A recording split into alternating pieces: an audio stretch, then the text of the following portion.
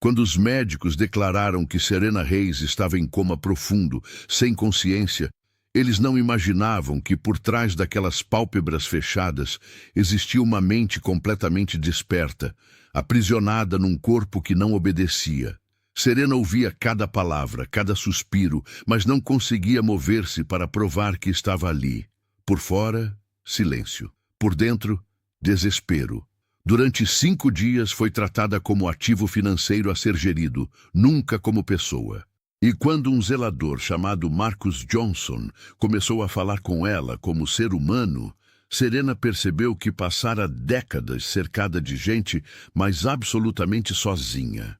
O que ele disse mudou tudo para sempre. E quando Serena descobriu quem era realmente aquele homem, entendeu que às vezes as respostas chegam quando menos as esperas. Se estás preparado para esta história, escreve nos comentários de onde estás a ver este vídeo.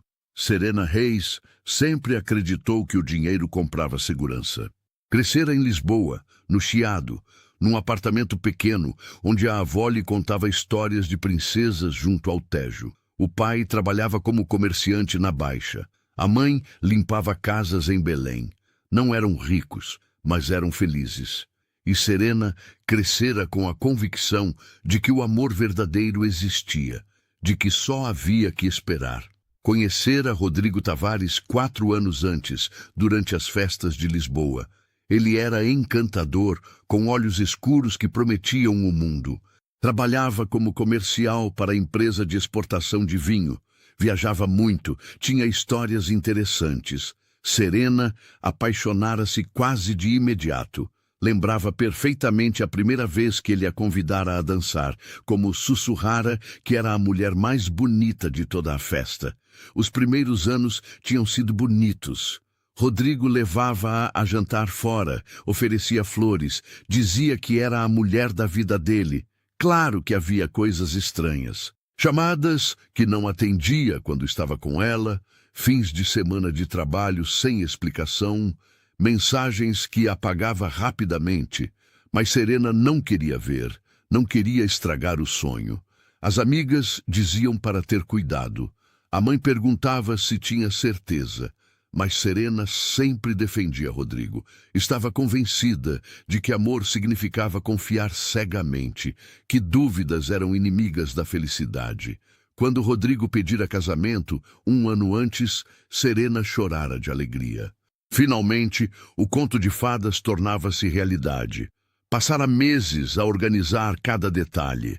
As flores, o catering com bacalhau e pastel de nata, a música de fado, os presentes para convidados.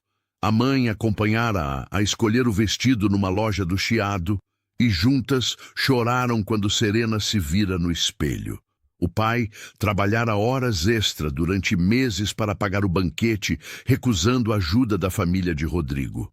Aquela manhã, 15 de junho, Serena acordara às 5. Não conseguia dormir de emoção. Olhara pela janela o sol a nascer sobre Lisboa, tingindo de dourado a Praça do Comércio, e pensara que aquele ia ser o dia mais bonito da vida.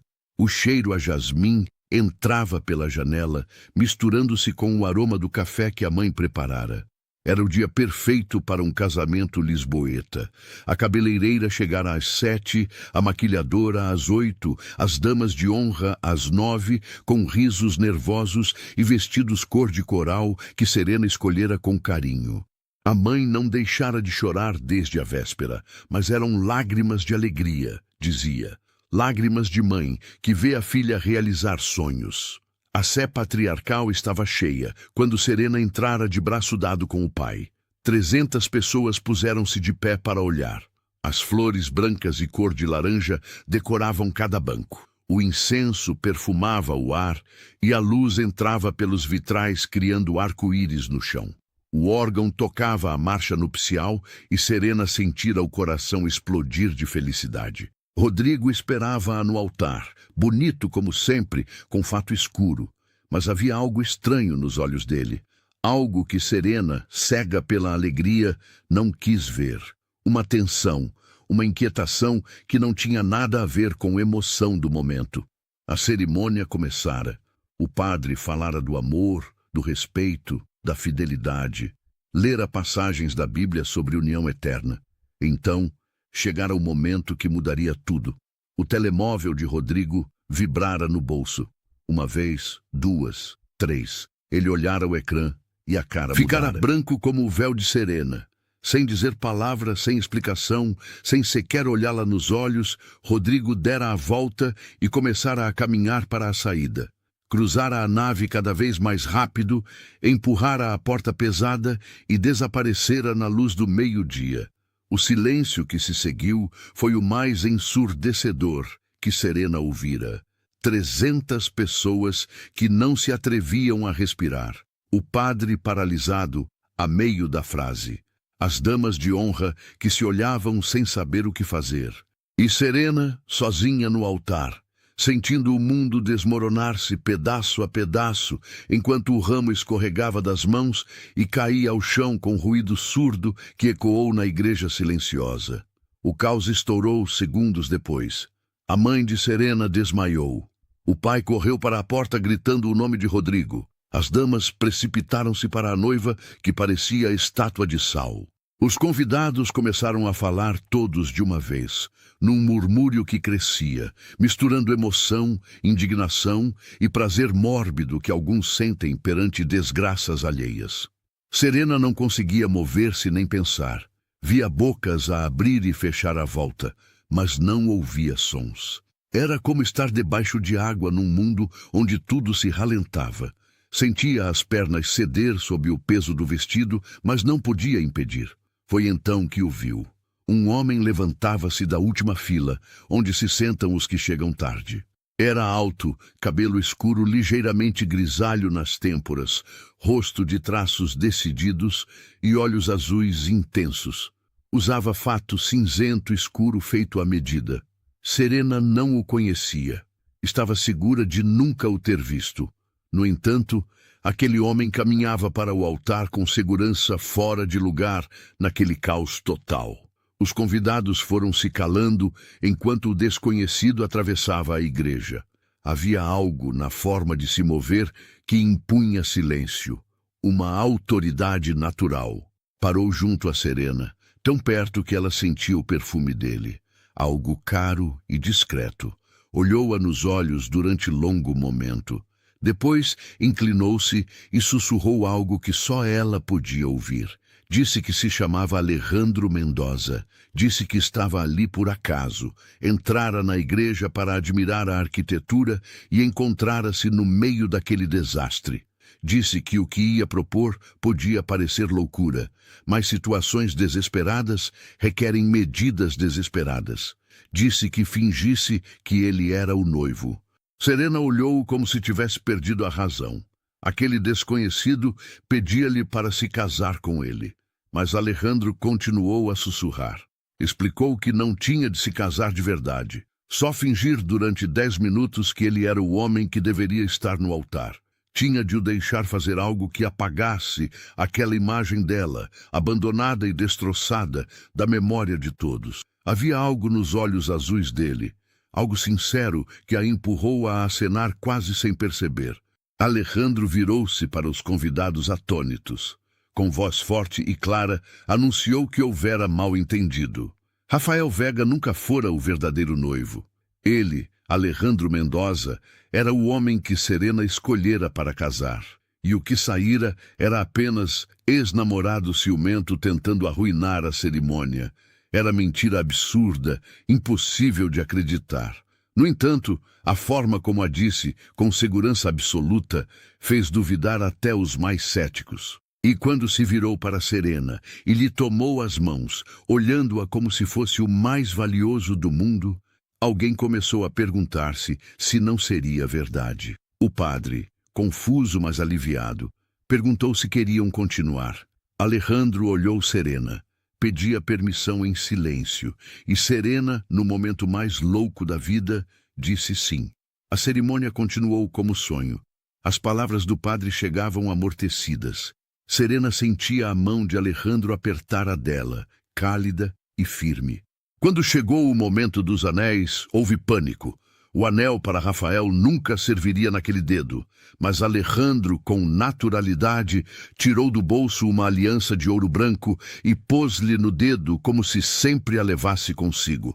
Quando o padre os declarou marido e mulher, Alejandro inclinou-se.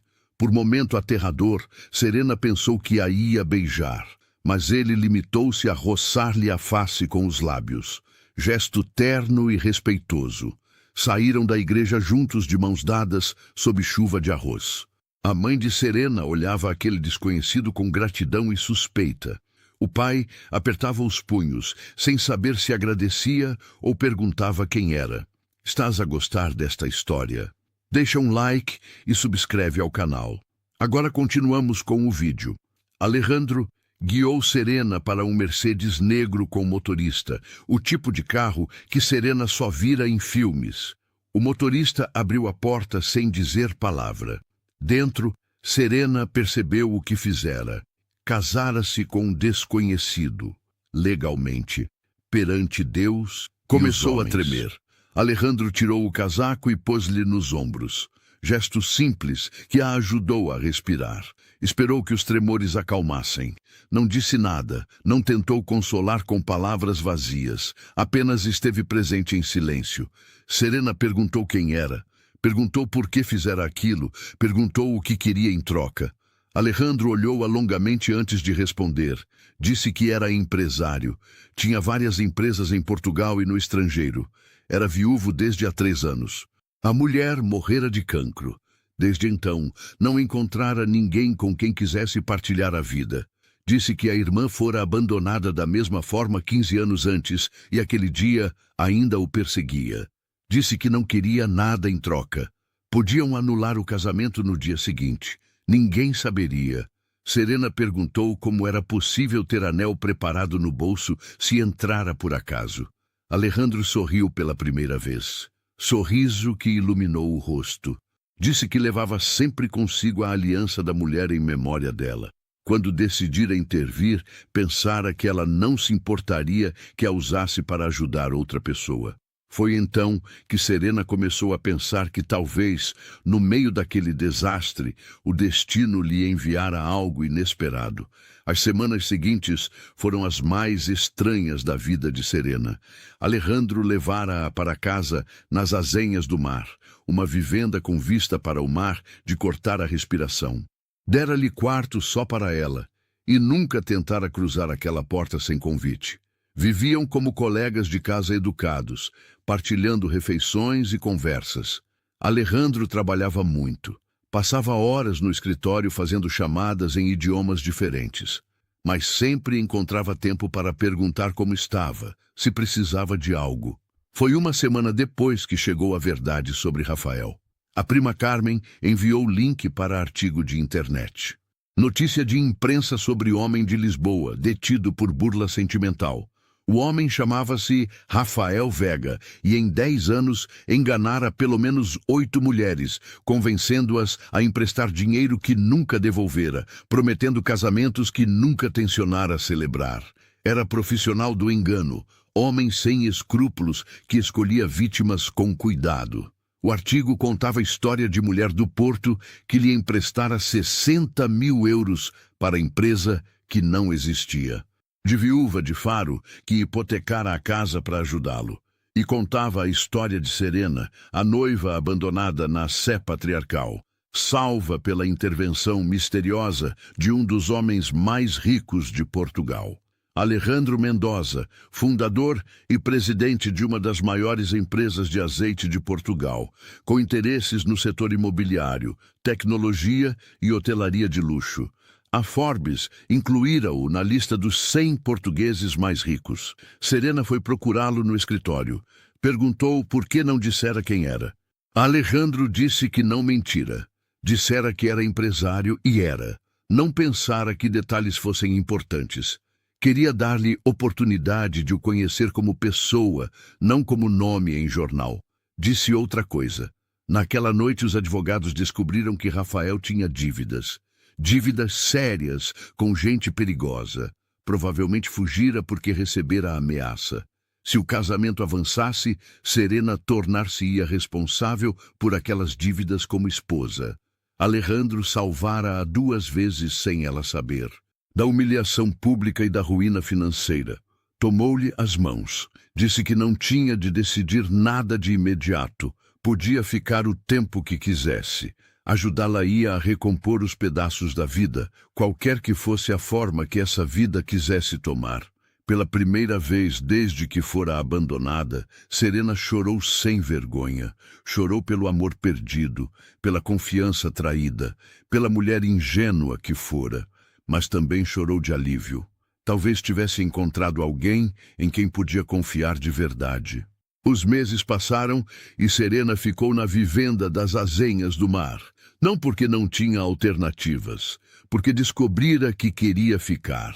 Alejandro nunca pedira nada, nunca tentara transformar aquele casamento de conveniência em algo mais.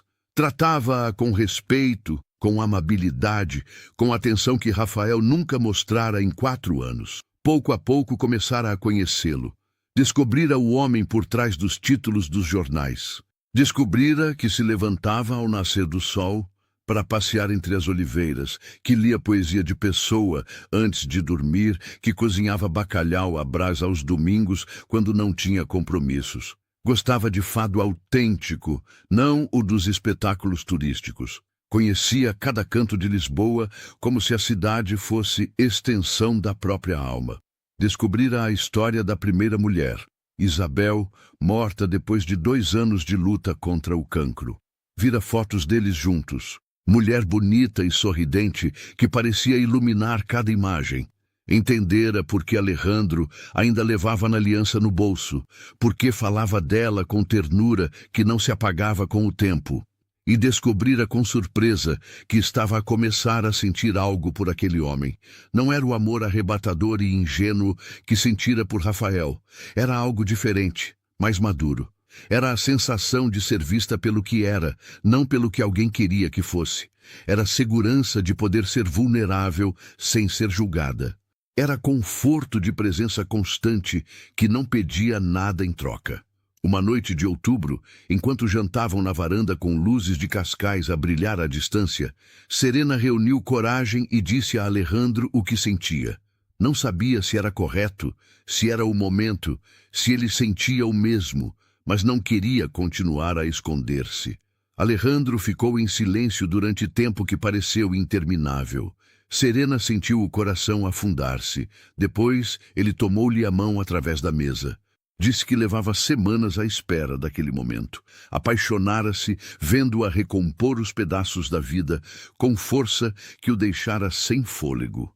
Não se atrevera a dizer nada, porque não queria que ela se sentisse obrigada. Disse que Isabel fizera-o prometer antes de morrer que não passaria o resto da vida sozinho. Durante 3 anos, pensara que aquela promessa era impossível de cumprir. Até aquele dia na igreja, quando vira mulher com coração partido, encontrar coragem de seguir em frente. Casaram-se de novo, desta vez em cerimônia pequena e íntima, só com família próxima. Serena pôde dizer sim, sabendo exatamente quem tinha à frente. Aquela vez, as lágrimas foram de pura alegria. Os pais, inicialmente desconfiados, aprenderam a amar Alejandro. O pai encontrou nele alguém com quem falar de futebol e vida, descobrindo com surpresa que o milionário era do Benfica como ele. A mãe adotou-o como filho que nunca tivera, enchendo-o de conselhos não pedidos e pratos de cozido caseiro. 1 ano depois do casamento, Serena descobriu que estava grávida. Alejandro chorou quando ela disse. Chamaram a menina Isabel em honra da mulher que fizera a Alejandro prometer não ficar sozinho. Rafael acabou na prisão pelas burlas. Serena não foi ao julgamento. Quando leu sobre a condenação a 6 anos, não sentiu raiva. Só compaixão por homem que nunca aprendera a amar ninguém de verdade. Tinham passado 5 anos desde o dia em que Serena fora abandonada no altar. A vivenda das Azenhas do Mar tornara-se lar verdadeiro, cheio de risos e vida. Isabel tinha 4 anos e corria pelos jardins com energia de crianças felizes. Um segundo filho, Pedro, nascera 2 anos depois. Menino com olhos azuis do pai e sorriso da mãe. Serena abrira pequena escola de reforço para crianças com dificuldades. Chamara-lhe Segundas Oportunidades, nome que contava a história dela sem explicações. Os pais vinham visitá-los todos os domingos. O pai, já reformado, passava horas no jardim com os netos. A mãe desfrutava da vida, feliz como Serena nunca a vira. A tristeza que levara durante anos finalmente desaparecera. Um dia de junho, exatamente 5 anos depois, Alejandro propôs voltarem à Sé patriarcal. Não para cerimônia, só para fechar um círculo. Serena duvidou. Nunca voltara àquela igreja. Tinha medo de que memórias a dominassem. Mas Alejandro apertou-lhe a mão e disse que era o momento. Memórias más combatem-se criando outras boas. Chegara o momento de transformar aquele lugar de dor em lugar de gratidão. Entraram na igreja numa tarde de sol com os filhos pela mão. A luz entrava pelos vitrais como naquele dia de 5 anos antes, criando os mesmos arco-íris no chão. Mas tudo o resto era diferente. Serena olhou o altar onde ficara sozinha, abandonada e destroçada. Olhou a última fila onde Alejandro se levantara para socorrê-la. Olhou a nave que percorrera, de braço dado com o pai, e não sentiu dor nem raiva, só sentiu gratidão. Gratidão por ter sido abandonada por homem que não a merecia. Gratidão pelo desconhecido que tivera coragem de intervir. Gratidão pela vida que construíra sobre ruínas da que perdera. Isabel puxou-lhe a saia e perguntou por que estava tão calada. Serena ajoelhou-se para ficar à altura dela e contou uma história. Contou a história de princesa que pensava ter encontrado o príncipe, mas descobriu que o verdadeiro príncipe era o que ninguém esperava. Contou como às vezes as coisas mais feias que nos acontecem levam-nos para as mais bonitas. Alejandro pôs-lhe braço à volta dos ombros e apertou-a contra si. Disse que estava orgulhoso dela. Orgulhoso da mulher em que se tornara. Disse que naquele dia, 5 anos antes, quando a vira no altar com o coração partido, sentira algo que não sabia explicar. Certeza de que aquela mulher fazia parte do destino dele, que ela fora a resposta à promessa feita a Isabel. Saíram da igreja juntos. Família que nunca deveria existir, nascida de desastre transformado em bênção. O sol de Lisboa acolheu-os cálido e luminoso. O aroma das laranjeiras perfumava o ar da primavera, e Serena levantou a cara para o céu com sorriso. Atravessara o momento mais escuro na igreja e saíra com algo que nunca imaginara. Marido que a amava de verdade, 2 filhos maravilhosos, vida cheia de significado e amor. E certeza de que, às vezes, ser abandonada no altar é a melhor coisa que pode acontecer. Se esta história te fez acreditar que mesmo nos momentos mais escuros pode esconder-se luz inesperada e que as segundas oportunidades existem para quem tem coragem de as aproveitar, deixa um sinal com o coração. E se queres apoiar quem conta histórias que celebram a força de recomeçar e a beleza de encontrar amor onde menos se espera, podes fazê-lo com pequeno gesto através da função Super Obrigado aqui embaixo. Cada contribuição é forma de dizer que estas histórias importam, tal como importou aquele sussurro no altar, que mudou tudo para sempre.